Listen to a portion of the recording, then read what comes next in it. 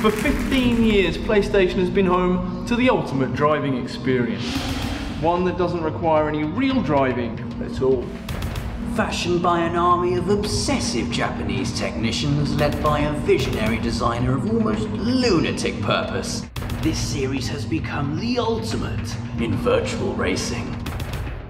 Welcome, everyone, to the most realistic driving simulator in the world.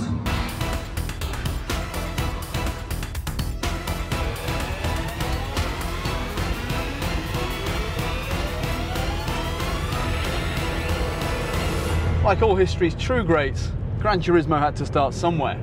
And that somewhere was PlayStation 1, May 8, 1998. Bursting onto the European gaming circuit like a sexed-up Chevy Corvette, Gran Turismo was a well-oiled thrust of purring automotive perfection, leaving anyone who couldn't handle its meticulous brand of inch-perfect handling choking on its exhaust fumes. Don't be fooled by Gran Turismo's 32-bit visuals. The truth is, the game has aged better than an oak-matured Susan Sarandon. The engine sounds are deep and throaty. Just listen to that, and the handling. Well, the handling's like something from another world. There was simply no stopping Polyphony Digital's genre-smashing behemoth. The game went on to sell 10 million copies worldwide. The reason was simple. It was absolutely stupendous. If you thought that was good, wait till you get a load of this. Gran Turismo 2. The year 2000, a game that conquered the new millennium like a 32-cylinder Caesar by taking everything brilliant about the first game and making it a bit better. Cars, a bit better. Graphics, a bit better. Handling, a bit the same, which is to say it was absolutely brilliant. Back in 2000, the word better had another meaning too. Bigger. Everything was bigger in Gran Turismo. The list of cars was longer than God's to-do list, plus there were more tracks than a Genesis Greatest Hits LP. 13 years later, Gran Turismo 2 is still a thing of beauty. The technical engineering, the ecstasy of pounding the throttle, the fact Kazunori Yamauchi designed it utterly, without compromise. その可能性について考えたことはもちろんあるんです。As a racing simulation, this just can't be bettered. Imagine a game that can defy the impossible and better the unbeatable. You've just met Gran Turismo 3. This masterpiece sprang from Gran Turismo's merciless precision, colliding with the unspeakable power of the new PlayStation 2. PS2. Gigabytes of DVD storage, 36 meg of RAM, and the delicate soul of this processing monster? The 64-bit Emotion Engine. The original Gran Turismo's car models were made of 300 polygons. Gran Turismo 3's were made of 4,000. This was no longer a game. It was a cathedral of wheels. Crafting each super accurate chassis and weight differential was like building an actual tiny car using pins and a magnifying glass. So GT3 featured 180 vehicles next to GT2's 650. But faced with quality so unerringly immaculate, not a single human being cared. Gran Turismo 3 sold a total of 15 million copies worldwide. That's more than Phil Collins, but seriously. Including iTunes sales. How do you follow up the biggest Gran Turismo ever? You go even bigger. Gran Turismo 4 had a ridiculous 721 cars in a lineup that included DeLoreans, pickup trucks, and even a diesel.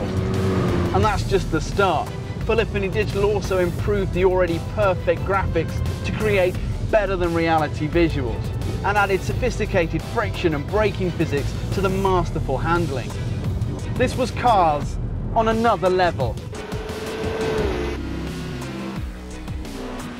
Gran Turismo 4 was the ultimate union of gaming and also hardware, and it knew it was beautiful.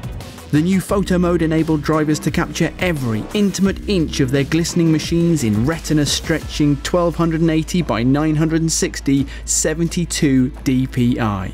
And if you think that's amazing, then watch this.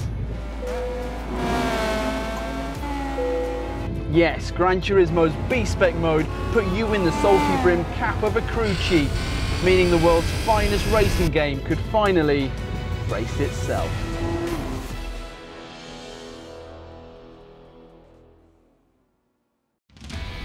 (2010). It was finally here. The moment every man, woman and child, every animal, vegetable and motoring mineral on Earth had been waiting for. The arrival of Gran Turismo 5 on PlayStation 3. And by God was it beautiful. Sculpted from pure desire, born of inextinguishable passion, loved by all, Gran Turismo 5 was the pinnacle of virtual racing, squeezing every last drop of graphical clout from PS3's tech guts and weaving it into a tapestry of unparalleled automotive brilliance. Over 1,000 cars, 71 tracks, and just when you thought things couldn't get any better, Polyphony go and install a damaged model. Every swerve, every prang, every bumper shredding collision, given that extra lick of realism. There's just no other word. That is really, really realistic. And that's not to mention the pitch-perfect 16-player online multiplayer that truly separated the Lewis Hamiltons from the Lewis Shamiltons.